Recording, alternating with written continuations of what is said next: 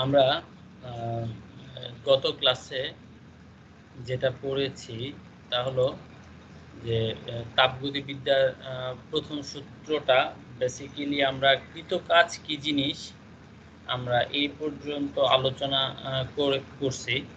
হ্যাঁ, এই পর্যন্ত আমাদের ডিটেইলস আলোচনা হয়েছে। আমরা বলেছি যে আয়তনের পরিবর্তন কিভাবে পাওয়া যায় এবং আয়তনের পরিবর্তনের এই সম্পর্কটা থেকে আমরা দেখলাম যে যদি একটা সিলিন্ডারের ক্ষেত্রে, যেমন আমরা স্ক্রিনে দেখতে পাচ্ছি যে একটা সিলিন্ডার এবং সিলিন্ডারের মধ্যে এটা হচ্ছে পিস্টন, পিস্টনটা যদি এক্স পরিমাণ সরণ ঘটে তাহলে ভিতরে একটা আয়তন তৈরি হয়, আয়তনের একটা পরিবর্তন ঘটে। তাহলে এক্স পরিমাণ সরণের কারণে মানে ক্ষুদ্রাতি ক্ষুদ্র আমি যদি এই দিক দিয়ে অল্প পরিমাণ সরাই তাহলে আমাদের এখানে কিন্তু অল্প পরিমাণ আয়তন একটা দখল করবে, বা অল্প পরিমাণ আয়তন যদি আমি এই দিকে নেই তাহলে কমে যাবে, আর যদি আমি এই দিকে নেই তাহলে অল্প পরিমাণ আয়তন বেড়ে যাবে। তো এইখান থেকেই কিন্তু আমরা এই রিলেশনটা যে integration of DW equals to আমরা লিখতে পারি ইন্টিগ্রেশন অফ পি ডিভি। খুব গুরুত্বপূর্ণ আমাকে এই স্টেটমেন্টটা আমরা তাহলে ফাইনালি যেটা লিখতে পাচ্ছি আমি আবার লিখে দিচ্ছি এখানে ডিডব্লিউ ইকুয়ালস টু পি ডিভি। এখন উভয় পক্ষকে সমাকলন করলে আমাদের এই স্টেটমেন্ট আসে। তাহলে এখন আমরা চলো, আমাদের একটা মোটামুটি একটা ধারণা হয়েছে যে তাপ এবং কাজ পরস্পর সমানুপাতিক, এবং এই জায়গায় তাপ এবং কাজকে সমান করার জন্য আমাদের কি হচ্ছে যে জুলের ধ্রুবক নামে একটা ধ্রুবক আসতেছে, যেটা আমাদেরকে লেফট সাইডের সাথে কি করতেছে, রাইট সাইডকে সম্পর্কযুক্ত করতেছে। হ্যাঁ, আমরা এবং সেক্ষেত্রে আমরা লেফট সাইড এবং রাইট সাইড থেকে আমরা যদি কাজ জানি তাহলে তার করসপন্ডিং হিট বের করতে পারি, আমরা যদি তাপ জানি তাহলে তার করসপন্ডেন্ট কাজ আমরা কিন্তু বের করতে পারি। এই জিনিসগুলো আমরা দেখে নিচ্ছি। এখন আমরা যাব হচ্ছে যে আমাদের যে অ্যাসাইনমেন্টটা আছে হাতে, সেটা হচ্ছে কি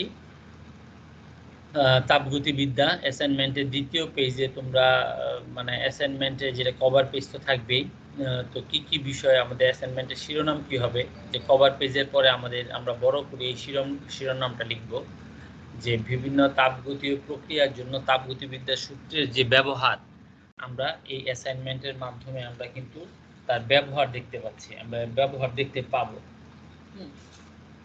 তো আমাদের অ্যাসাইনমেন্টের ডেটটা তোমরা প্রদানের তারিখ বা গ্রহণের তারিখ, এই তারিখগুলো তোমরা মনে রাখবা, লিখে নাও, যাতে অ্যাসাইনমেন্ট দেওয়ার সময় এই তারিখগুলো খেয়াল করে আমরা দিব। সাবমিট করার সময় অবশ্যই সেই তারিখগুলো আমরা দিব, মেনশন করে দিব যে এটা এত তারিখে সাবমিট করা হয়েছে। যদিও আমরা তোমার এই যখন আবার অ্যাসাইনমেন্ট কার্যক্রম শুরু হবে তখন আমাদের এইভাবে আমরা অ্যাসাইনমেন্টগুলো ডেট ওয়াইজ আমরা দেখে দেখে জমা নিব প্রত্যেকেরই। তো এই অ্যাসাইনমেন্টটাতে কি ছিল আমরা একটু চলো শুনি যে এখানে বক্তব্যটা কি। বক্তব্যটা হচ্ছে শক্তি রূপান্তরের সময় সবসময় তাপ উৎপন্ন হয়, যেটা আমরা এইমাত্র আলোচনা করলাম, যে শক্তি যখন কাজ থেকে শক্তিতে যায় তখন কিন্তু শক্তিটা তাপে রূপান্তরিত হচ্ছে। হ্যাঁ, একটি নির্দিষ্ট ভরের গ্যাসকে, যা আদর্শ গ্যাস নাও হতে পারে, একটা নির্দিষ্ট পরিমাণ গ্যাস নিলাম এবং সেটা আইডিয়াল গ্যাসের ক্ষেত্রে কিছু কন্ডিশন হয়, যেমন তোমার সমস্ত প্রক্রিয়া বা রুদ্ধতাপীয় প্রক্রিয়া গুলা নেচার দেখা যায়। তো সবগুলো আমরা কন্ডিশন কে নিয়ে আমরা যেমন আদর্শ গ্যাসের বৈশিষ্ট্য আমাদের জানতে হবে সবাইকেই, এটা যেহেতু এখানে মেনশন করা আছে বৈশিষ্ট্যগুলো আমরা শিখব। একটি ঘর্ষণহীন পিস্টন বিশিষ্ট তাপ সুপরিবাহী ধাতব পাত্রের মাঝে আবদ্ধ করা হলো, মানে একটা গ্যাসকে আমরা একটা সিলিন্ডারের ভিতরে আমরা আবদ্ধ করলাম, যাতে করে আমাদের কি হয়, বাইরে থেকে তাপ ভিতরে এবং ভিতর থেকে তাপ বাইরে যেতে পারে, সেই সুযোগও আমাদের সেই সিলিন্ডারের মধ্যে রয়ে গেছে। এবং পুরোপুরি ঘর্ষণহীন আসলে পিস্টন পাওয়া যায় না, তবে আমরা এখানে থিওরিটিক্যাল আলোচনা করব, সেই কারণে আমরা এই ঘর্ষণের বিষয়টা আমরা এই জায়গায় স্কিপ করে যাব। হ্যাঁ, তো গ্যাসের আয়তন, তাহলে একটা সিলিন্ডারের প্রসঙ্গ এখানে আসলো এবং তার মধ্যে গ্যাস রয়ে গেছে, গ্যাসের আয়তন পিস্টন নাড়াচাড়ার ফলে পরিবর্তন হয়। আমরা দেখলাম যে পিস্টন নাড়াচাড়ার ফলে কিন্তু গ্যাসের আয়তনে পরিবর্তন হয়। ধাতব দেয়াল থাকায় বাইরে থেকে তাপ আদান প্রদান করে গ্যাসের তাপমাত্রাও পরিবর্তন করা যায়। মানে ধাতব দেয়াল থাকাতে ধাতব দেয়ালের মধ্যে যে তোমরা জানো যে সহজেই তাপ কি বাইরে থেকে তাপ ভিতরে আদান প্রদান করতে পারে। তো আর কিছু তাপ ধাতব দেয়ালের ভিতর দিয়ে বাইরে এবং বাইরে থেকে কিছু তাপ ভিতরে প্রবেশ করতে পারে। আমরা বিভিন্ন প্রক্রিয়ার মাধ্যমে আমরা এই জিনিসগুলো দেব, বিভিন্ন সিস্টেমে আমরা ফেলবো। এটা জাস্ট এটা ওভারঅল একটা স্টেটমেন্ট গ্যাস সম্পর্কে, একটা সিলিন্ডার এবং পিস্টন সম্পর্কে বলা হচ্ছে। এখানে একটি গ্যাসের চক্রাকার পরিবর্তনের ক্ষেত্রে চাপ বনাম আয়তনের লেখচিত্র দেখানো হলো। আমরা এখানে একটা একটু পরে একটা লেখচিত্র দেখতে পাবো, সেটা হচ্ছে একটা চক্রাকার পরিবর্তনকে ইন্ডিকেট করতেছে। তার তিনটি অবস্থাকে দেখানো হয়েছে। চলো আমরা সেই তিনটা অবস্থা আমরা চলো দেখি। এই ছিল আমাদের বোর্ড কর্তৃক নির্ধারিত যেই লেখচিত্র, যেটা যে গ্যাসের কথা বলা হলো, যে সিলিন্ডারের ভিতরে যে গ্যাসটা নেওয়া হয়েছে সেই গ্যাসের চাপের সাথে যদি তার আমার আয়তনের পরিবর্তন ঘটাই, তার মানে আমি পিস্টনটাকে যদি চেপে ধরি, ভিতরের দিকে যদি আমি প্রেস করি, তাহলে আমার আয়তন কমবে, চাপ বাড়বে। তাহলে এটা কিন্তু এটারই একটা, এই যে এখানটাতে তোমরা দেখো, এই যে দেখো আয়তনের সাথে চাপের সম্পর্কটা হলো ব্যস্তানুপাতিক। মানে দেখো এই আমি যদি আয়তন বাড়াই, এই যে আমার কার্সারটা যেদিকে যাচ্ছে, আমি যদি এভাবে তার আয়তন কি করি, বাড়াতে থাকি, তাহলে দেখো তার প্রেশারটা কি করতে থাকে, ফল করতে থাকে। স্বাভাবিক। আমরা সিলিন্ডারকে যদি একটা সিলিন্ডার নেই এবং সেই ক্ষেত্রে সিলিন্ডারের যদি আমি কি করি, আয়তন বাড়াই, তাহলে আমরা কি দেখে আসছি, তার প্রেশার কি হতে থাকবে। আমরা যদি এরকম একটা সিলিন্ডারের কথা আসি, এই পিস্টন, আমরা যদি এই পিস্টনটাকে এইভাবে কি করি, এর ভিতরে একটা নির্দিষ্ট প্রেসারে গ্যাস রয়ে গেছে, হ্যাঁ, নির্দিষ্ট প্রেসারে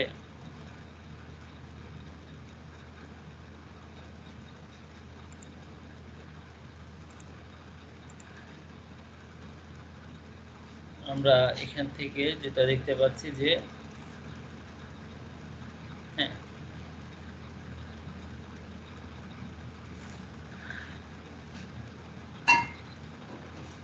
আচ্ছা, তো এখানে আমরা যেটা দেখতে পাচ্ছি যে ধরো একটা নির্দিষ্ট পরিমাণ গ্যাস কিন্তু এখানে কি করছে, নির্দিষ্ট পরিমাণ গ্যাস রয়ে গেছে। তো এই গ্যাসটা থাকার কারণে সেই গ্যাসটা কি করতেছে, এই পিস্টনের গায়ে কি করতেছে, আঘাত করতেছে। মানে চতুর্দিকে সে কিন্তু বল প্রয়োগ করতেছে। তাহলে চতুর্দিকে যখন এই গ্যাসটা বল প্রয়োগ করবে, তাহলে কিন্তু তার একটা নির্দিষ্ট প্রেসার কাজ করবে। এই প্রেসারটাকে আমরা কি বলি, একক ক্ষেত্রফলের উপর প্রযুক্ত বল। তার মানে এটাকে আমরা বলি প্রেসার। এখন এই প্রেসারটা যখন এই পিস্টনের উপরে পড়বে, এই পিস্টনটা কি হবে, দূরে সরে যাবে। আর দূরে সরে গেলে দেখা গেল কি হলো, তার আয়তন এই যে যেটা ছিল এই জায়গায়, এখান থেকে যদি সে এই জায়গায় চলে আসে, তাহলে দেখো আয়তন তার বেড়ে গেল। আয়তন বেড়ে গেলে ভিতরের গ্যাসের মলিকুলার যে কলিশন, সংঘর্ষটা কমে যাবে। সংঘর্ষটা কমে গেলে সেখানে সে কি করবে, তার সংঘর্ষ কমে গেলে এই দেয়ালের উপর তার চাপটা কমে যাবে। তাহলে আয়তনের সাথে চাপের সম্পর্কটা কি দেখতে পাচ্ছি আমরা, কিরকম দেখতে পাচ্ছি, আয়তনের সাথে চাপের সম্পর্কটা দেখতে পাচ্ছি এরকম ব্যস্তানুপাতিক। মানে আমি যদি আয়তন বাড়িয়ে নেই, তাহলে প্রেসার এখান থেকে আস্তে আস্তে কি, ধরো এই যে এই আয়তনে, ধরো এই আয়তনে তার প্রেসার ছিল এরকম সর্বোচ্চ, তারপর যখন আমি আয়তন বাড়ালাম, তখন এই আয়তনে দেখো তার প্রেসারটা কি হয়ে গেছে, আরো কমে আসছে। আমি যখন সর্বোচ্চ আয়তনে গেলাম, তখন প্রেসারের মানটা কি হয়ে গেল, সর্বনিম্ন হয়ে গেল। তার মানে আয়তন বৃদ্ধির সাথে প্রেসারটা কি হয়ে যাচ্ছে, কমে যাচ্ছে। তাহলে আমরা সম্পর্ক যেটা বলতে পারি যে প্রেসারের সাথে আয়তনের সম্পর্ক হচ্ছে ব্যস্তানুপাতিক। তাহলে আমরা এই পাশে প্রেসার রাখলাম আর এই পাশে আমরা ভলিউম রাখলাম। তাহলে প্রেসারের সাথে ভলিউম হচ্ছে ইনভার্স প্রপোর্শনাল। এই লেখচিত্র থেকে কিন্তু আমরা দেখতে পারি। এখন এই সিলিন্ডারের যে গ্যাসটাকে সংকুচিত, মানে পিস্টনটাকে চেপে ধরলে যে গ্যাসের অভ্যন্তরীণ যে শক্তির যে হ্রাস বৃদ্ধি, এটা দুইটা প্রক্রিয়ার মাধ্যমে হয়। একটাকে বলা হয় স্থির চাপ প্রক্রিয়া, সেটাকে আমরা এক্সপ্রেস করি তার মোলার আপেক্ষিক তাপ সি দিয়ে, মানে প্রেসার স্থির রেখে তার একক তাপমাত্রায় তার যে তাপের পরিবর্তন ঘটে, যেমন আমি যদি প্রেশারটাকে ফিক্স রাখলাম, যে আগে পরে প্রেশারটা ফিক্স রাখবো, তাহলে প্রেশার যদি ফিক্স রেখে আমি যদি তাপমাত্রার পরিবর্তন ঘটাই, তাহলে আমার যে পরিমাণ তাপের প্রয়োজন হবে, আমি যদি আয়তন ফিক্স রেখে তার তাপের পরিবর্তন ঘটাই, তাহলে সেই পরিমাণ একক তাপমাত্রা বৃদ্ধিতে বা একক তাপমাত্রা হ্রাস ঘটাতে আমার একক তাপমাত্রার পরিবর্তনে যে পরিমাণ তাপ লাগবে আয়তন স্থির থাকলে পরে যে পরিমাণ তাপ লাগবে সেটাকে আমরা বলি তার মোলার আপেক্ষিক তাপ। আর যদি একক তাপমাত্রা বৃদ্ধিতে যদি আমি চাপ স্থির রেখে ওই গ্যাসটার একক তাপমাত্রা বৃদ্ধি করি, তাতে যে তাপ লাগে সেটাকে আমরা কি বলি, যে স্থির চাপে মোলার আপেক্ষিক তাপ। তাহলে স্থির চাপে চাপটাকে স্থির রেখে আমরা তার আপেক্ষিক তাপ একক তাপমাত্রা বৃদ্ধিতে বের করতে পারি, আবার আয়তনটাকে স্থির রেখেও আমরা কিন্তু তার আপেক্ষিক তাপ আমরা বের করে নিতে পারি। এই দুইটা রেশিও থেকে অনেক কোশ্চেন হয়, সিপি মাইনাস সিভি কেন আর হয়, এগুলো আমরা রেগুলার ক্লাসে পড়বো। এরপর হচ্ছে সিপি বাই সিবি কে এর অনুপাত দিয়ে প্রশ্ন হয়। হ্যাঁ, তো এগুলো আমরা রেগুলার যে ক্লাসে আছে পড়বো। আমরা আজকে শুধু আমরা যাচ্ছি আলোচনায় হচ্ছে যে অ্যাসাইনমেন্টটাতে আমাদের এটা কি বলা হয়েছে। তো এই জিনিসগুলো আমরা আপাতত এগুলো ইন ডিটেলসে গেলে আমরা আসলে আলোচনাটা শেষ করতে পারবো না বা এটা লেন্দি হয়ে যাবে। তো আমরা চলো আবার মূল প্রসঙ্গে যাই, এগুলো আমাদের রেগুলার ক্লাসের জন্য থাকুক। তাহলে এখান থেকে যে জিনিসটা আমরা দেখতে পাচ্ছি যে এর লেখচিত্রের মধ্যে আমাদের পয়েন্ট 3টা দেয়া আছে।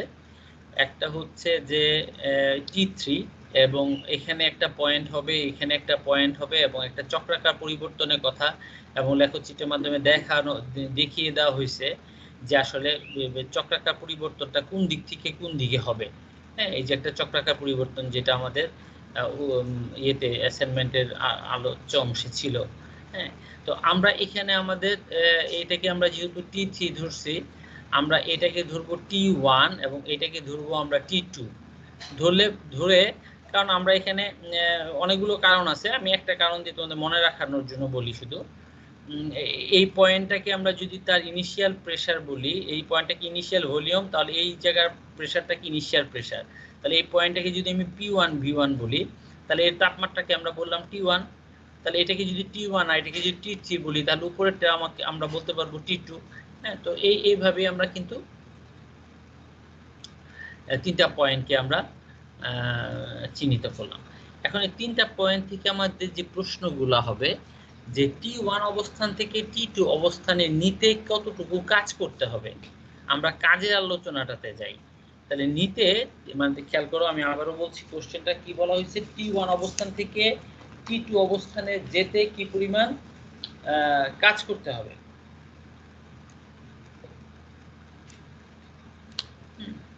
তাহলে আমরা কাজে যদি যাই তাহলে আমরা কি দেখতে পাচ্ছি, চলো লেখচিত্রে যাই আমরা।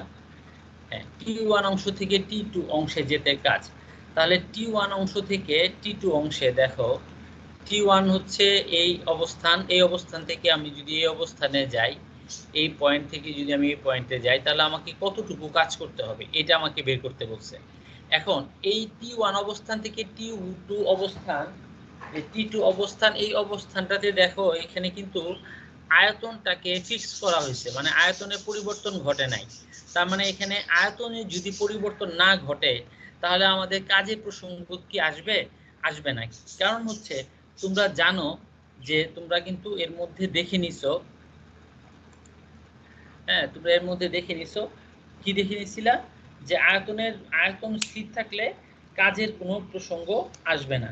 তার মানে আমরা যদি বলি যেটা আমরা দেখছি W = ইন্টিগ্রেশন অফ PdV এরকম ছিল, হ্যাঁ ইন্টিগ্রেশন অফ DW এরকম ছিল। আমরা ওই এর আগে আলোচনা এই পর্যন্ত আমরা এসেছিলাম। এখান থেকে আমরা যদি এখন এটাকে একটু সিম্পলিফাই করি, তাহলে ইন্টিগ্রেশন অফ DW কে আমরা লিখতে পারি W। সো আমরা এখান থেকে লিখতে পারি W = ইন্টিগ্রেশন অফ PdV। এখন এখানে ডান পাশে ইন্টিগ্রেশনটা কার রেসপেক্টে হচ্ছে, দেখো ডান পাশে ইন্টিগ্রেশনটা হচ্ছে V এর রেসপেক্টে, তাহলে লিমিটটা কার হবে? V এর হবে। তাহলে ভি এর একটা অবস্থান থেকে আরেকটা অবস্থান, মানে আয়তনে একটা অবস্থান থেকে শুরু করে আমরা অন্য একটা অবস্থানে যাব। তাহলে যেহেতু আয়তনে কোনো রূপ পরিবর্তনই ঘটতেছে না, তার মানে এখানে আমি কৃত কাজটা কি পাবো, শূন্য পাবো। তাহলে এই কৃত কাজটা যে আমরা শূন্য পেলাম, তাহলে সেটাকে আরেকটু আমরা যদি কয়েকটা দিয়ে স্টেপ দিয়ে আসি, তাহলে কিন্তু আমাদের জিনিসটা একটু ক্লিয়ার হয়। আমরা ক্যালকুলেশনটা একটু একটু গুছিয়ে লিখবো যে আমরা এই স্টেটমেন্টটা পেয়েছি, এখান থেকে আমরা এখন লিমিট বসাবো। হ্যাঁ, লিমিট বসিয়ে আমরা দেখব কি আসে। যেমন এখান থেকে দেখো, যেহেতু T1 এবং T2 দুইটা অবস্থান, মানে লেখচিত্রে বি অবস্থান এবং সি অবস্থানকে নির্দেশ করতেছে, তাহলে এই জায়গায় আয়তনে দেখো এখানে V1, এখানে T1 থেকে T2 অবস্থানে যাওয়ার কারণে এখানে কিন্তু আয়তনের কোনরূপ পরিবর্তনই ঘটে নাই। T1 অবস্থান থেকে T2 অবস্থানে গেছে, আয়তন বাড়েও নাই কমেও নাই, ফিক্স ছিল। তাহলে দেখো আয়তন ডিবি মানে পরিবর্তন শূন্য, পরিবর্তনটা মানে আয়তনের পরিবর্তনটা ধ্রুবক। তার কোনো একটা ধ্রুবককে যদি আমি ইন্টিগ্রেশন করি, তাহলে রেজাল্ট কিন্তু আমরা কি পাই, জিরো পাই। তাহলে আমরা যে জিনিসটা বলতে পারছি যে আমরা এইটাকে যদি ধ্রুবক বলি আর এটাকে ইন্টিগ্রেশন করলে যদি আমি রেজাল্টটা জিরো আসে, এটাকে ইন্টিগ্রেশন করলে, ধ্রুবককে ইন্টিগ্রেশন করলে আমরা জানি শূন্য আসে, তাহলে আমরা বলতে পারবো এটা দ্বারা কৃত কাজ কি হয়েছে আমাদের, এর দ্বারা আয়তন ধ্রুবক থাকার কারণে কৃত কাজ শূন্য হয়েছে। এখন এটা আমরা তার মানে বললাম যে বি অবস্থান থেকে সি অবস্থানে যেতে তাকে আমার কৃত কাজের মানটা আমরা শূন্য পেলাম। বি থেকে সি অবস্থানে গেলে কোনো কাজ আমাদের সম্পাদিত হবে না। এখন এই কনস্ট্যান্টকে ইন্টিগ্রেশন করলে কেন সেটা জিরো হয়, এই জিনিসটা আলোচনা আমরা সমাকলনের লেকচারগুলোতে পাবো। আমি আর এখন এই ব্যাখ্যাতে যেতে চাচ্ছি না, আমি শুধু অ্যাসাইনমেন্টের জন্য এই স্টেপ অফ ওয়ার্কগুলো আমরা বলে দিচ্ছি যে কিভাবে তুমি কোনটার পরে কোনটা, তুমি কোন ধাপটা দিবা, কোন ধাপে আসবা। তো এখন আমরা চলে যাই হচ্ছে খতে। ক্ষয়ে কি বলছে দেখো, ক্ষয় কোশ্চেনটা কি বলছে যে তাপমাত্রা T1 থেকে T2 তে উন্নতির, মানে তাপমাত্রাটা T1 থেকে T2 তে যাওয়ার ফলে গৃহীত তাপ কত এবং এই প্রক্রিয়া গ্যাসের অভ্যন্তরীণ শক্তির পরিবর্তন কত। তার মানে দুইটা জিনিস চাইছে, একটা হচ্ছে যে T1 থেকে T2 তে যখন আমরা যাব তখন সেই প্রক্রিয়ায় আমাদের তাপটা কত আসবে, তাপের কতটুকু তাপ লাগবে T1 অবস্থান থেকে আয়তনটা স্থির রেখে T1 অবস্থান থেকে T2 অবস্থানে যদি আমি যাই, তার মানে হচ্ছে আয়তনের কোনো পরিবর্তন না ঘটিয়ে আমি এক তাপমাত্রা থেকে আরেক তাপমাত্রায় যাব, তার মানে বাইরের থেকে আমাকে তাপ দিতে হবে, যেহেতু এটা ধাতব পাত বাইরে থেকে আমি তাপ দিতেই পারবো।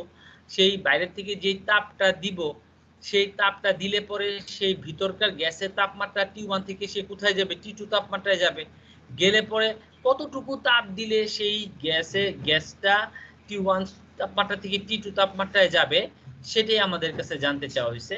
তাহলে আমরা এইখানে যে জিনিসটা দেখব, এখানে আমাদের তাপগতিবিদ্যার প্রথম সূত্রের ব্যবহার থাকবে। তাপগতিবিদ্যার প্রথম সূত্র কি বলছে, তাপগতিবিদ্যার প্রথম সূত্র বলছে যে তাপের পরিবর্তন মানে dq ইকুয়ালস টু কি হয়, du মানে অন্তস্থ শক্তির পরিবর্তন প্লাস dw। এটা হচ্ছে ফার্স্ট ল অফ থার্মোডাইনামিক্স। তাপগতিবিদ্যার প্রথম সূত্র কি বলা হচ্ছে যে তাপের যদি আমি পরিবর্তন ঘটাই, ক্ষুদ্রাতি ক্ষুদ্র পরিবর্তন ঘটাই, মানে আমি যদি তাপ দেই, তাহলে ওই গ্যাসটার অন্তস্থ শক্তি বৃদ্ধি পাবে এবং ওই গ্যাসটা কিছু কার্য সম্পাদন করবে। এখন আমাদের এই যে অবস্থান T1 থেকে T2 তে যাব, এই T1 থেকে T2 তে কিন্তু আমার আয়তনের কোনো পরিবর্তন ঘটে নাই। তার মানে যেহেতু আয়তনের কোনো পরিবর্তন ঘটে নাই, তার মানে কার্য সম্পাদন হয় নাই। যেহেতু কার্য সম্পাদন হয় নাই, তার মানে কাজের পরিমাণটা শূন্য। তাহলে আমি বলতে পারবো যে যেই পরিমাণ তাপ এই লোহার ধাতব দেয়ালের ভিতর দিয়ে এক প্রান্ত থেকে আরেক প্রান্তে আমরা যখন মানে বাইরে থেকে তাপটা যখন আমি ভিতরে প্রবেশ করাবো, যতটুকু তাপ দিব ততটুকুই তার অন্তস্থ শক্তি বৃদ্ধিতে ব্যবহৃত হবে। যতটুকু তাপ দিব ততটুকুই আমার অন্তস্থ শক্তি বৃদ্ধিতে ব্যবহৃত হবে। এখন তাপ দেওয়ার ফলে আমরা কিন্তু দুইটা, আমরা যেখানে মোলার আপেক্ষিক তাপ বিস্তর আলোচনায় যাচ্ছি না, মোলার আপেক্ষিক তাপের মধ্যে এখানে দুইটা পয়েন্ট ছিল। একটা ছিল কি যে চাপ স্থির রেখে মোলার আপেক্ষিক তাপ, একটা হচ্ছে আয়তন স্থির রেখে মোলার আপেক্ষিক তাপ। তাহলে সেই ক্ষেত্রে আমরা কিউ ইকুয়ালস টু আমরা কি পাই? কিউ ইকুয়ালস টু পাই এন সিপি ডিটি। তাহলে আমরা এখান থেকে যেটা দেখতে পাচ্ছি যে দেখো চাপ স্থির রেখে আমি তাপ পাবো। তাহলে এখানে যেহেতু তাপমাত্রা সামান্য পরিবর্তন, তার মানে এটাও কি হবে? তাপের সামান্য পরিবর্তন মানে ডিকিউ। হ্যাঁ, ডিকিউ। তাহলে এই ডিকিউ তুমি যদি এখানে যদি এটাকে ইন্টিগ্রেশন করে দাও, তখন কিন্তু তুমি টোটাল কিউটা পেয়ে যাচ্ছ। এটা ক্ষুদ্রাতি ক্ষুদ্র তাপের পরিবর্তন, এখানে ক্ষুদ্রাতি ক্ষুদ্র তাপমাত্রার পরিবর্তন। আচ্ছা, এটা হচ্ছে চাপ স্থির রেখে। আবার আমরা এটাকে লিখতে পারি ডিকিউ যদি আমি আয়তন স্থির রেখে নিই এন সিভি ডিটি। তাহলে আয়তন স্থির রেখে যদি আমি তাপ বের করতে চাই, তাহলে আমরা কিন্তু এই প্রক্রিয়ায় তার তাপের পরিমাণটা বের করব। আর অন্তস্থ শক্তি যেটা ডিইউ, এটাকেও আমরা লিখতে পারি এন সিভি ডিটি। বিশেষ করে অন্তস্থ শক্তির এটা একটা মুখস্থ রাখবা বা এই স্টেটমেন্টটা মনে রাখবা। এটা বিশেষ করে আমরা এই জায়গাটাতে এই স্টেটমেন্টটা ব্যবহার করছি, এটা আমাদের কাজে লাগছে। মানে স্টেটমেন্টটা কি, যে তুমি যখন চাপ স্থির রাখবা তখন তাপের পরিমাণ বের করার জন্য তোমাকে এই সূত্র ব্যবহার করতে হচ্ছে। তুমি যখন আয়তন স্থির রাখবা তখন তোমার তাপের পরিবর্তন বের করতে হলে এই সূত্রটা ব্যবহার করতে হচ্ছে। যখন চাপ এবং আয়তন স্থির এই জাতীয় কোনো প্রসঙ্গের কথা বলা না থাকবে, তখন অন্তস্থ শক্তির পরিবর্তন বের করতে গেলে তুমি যে কোনো একটাকে তুমি স্থির আয়তনেও করতে পারবা, স্থির চাপেও তুমি অন্তস্থ শক্তির পরিবর্তন বের করতে পারবা। এটা আমাদের একটা বিশেষ অবস্থায়, এই যেমন আমাদের গয়ের আলোচনার সময় এটা লাগবে। আমরা যাচ্ছি তো এখান থেকে মনে রাখবো কি, শুধু একটা জিনিস মনে রাখবো যে যদি আমার চাপ স্থির থাকে তাহলে আমি তাপ এভাবে বের করব, যদি আয়তন স্থির রাখে তাহলে আমি তাপ এভাবে বের করব। যদি এরকম হয় যে দুইটার কোনোটাই স্থিরের কথা বলে দেয়া নাই, তখন আমাকে অন্তস্থ শক্তি বের করতে হবে। তখন আমাকে তাপ বের করতে বললে আমরা বের করতে পারবো না। কিন্তু অন্তস্থ শক্তির পরিবর্তনে যদি তাপমাত্রার পরিবর্তন ঘটে, তার মানে তাপমাত্রার ভিন্ন ভিন্ন তাপমাত্রার পরিবর্তন থাকে, তখন সেক্ষেত্রে আমি কিন্তু তাপমাত্রার পরিবর্তন থেকে এই আগে যে এই সিস্টেমের সিভি পাইছি, সেই সিভি দিয়ে কিন্তু তার অন্তস্থ শক্তি বের করে ফেলা যায়। এটা একটা স্পেশাল কন্ডিশন। স্পেশাল কখন বলাই হয়েছে এখানে যে অন্তস্থ শক্তির পরিবর্তনের ক্ষেত্রে এই সে কি চাপ স্থির আছে না আয়তন স্থির আছে সেটা আমার মুখ্য বিষয় না। অন্তস্থ পরিবর্তনের ক্ষেত্রে তাপমাত্রা পরিবর্তন থাকলেই কেবল অন্তস্থ শক্তির পরিবর্তন বের করা সম্ভব। আমরা এই স্টেটমেন্টটাও অন্যান্য কয়েকটা স্টেটমেন্টের মতো জাস্ট আমরা মুখস্থ রাখবো, এবং পরবর্তীতে আমরা ইন ডিটেলস যখন পড়ব বইয়ের রেফারেন্স দিয়ে, যখন আমি সিস্টেমেটিক ক্লাসে যাব, তখন এই জিনিসগুলো আমরা আবার আলোচনায় নিয়ে আসব। তাহলে এখন যে বিষয়টা দেখা যাচ্ছে যে আমরা চলো বের করি, যেটা কি যে এই প্রক্রিয়ায় অন্তস্থ শক্তির পরিবর্তনটা যদি আমরা বের করি যে কতটুকু বি থেকে সিতে যাওয়ার সময়, এই যে বি থেকে সিতে যাওয়ার সময় তার অন্তস্থ শক্তির কতটুকু পরিবর্তন ঘটছে, তাহলে আমরা এই ডি আমরা অন্তস্থ শক্তির পরিবর্তনের সূত্র এটা জানি, এবং সেই ক্ষেত্রে আমরা আয়তন স্থির রেখে আমরা সেটা লিখলাম, লিখে উভয় পক্ষকে সমাকলন করে দিলাম। তাহলে এই ইন্টিগ্রেশন অফ ডি ইউটা ইউ হয়ে যাবে। আর যেহেতু আমি বি অবস্থান থেকে সি অবস্থান মানে টি1 অবস্থান থেকে টি2 অবস্থানকে বোঝানো হয়েছে, তাহলে আমরা লিমিটটা এখানে সমাকলনটা হচ্ছে টি এর তাপমাত্রা সাপেক্ষে সমাকলন করা হয়েছে। তাহলে লোয়ার লিমিট টি1 আপার লিমিট টি2। দেখো আমরা বি অবস্থান থেকে সি অবস্থান মানে টি1 অবস্থান থেকে টি2 অবস্থানে যদি যাই, তাহলে শুধু আমাদের কি হচ্ছে এই স্কেলটা দিলেই হচ্ছে।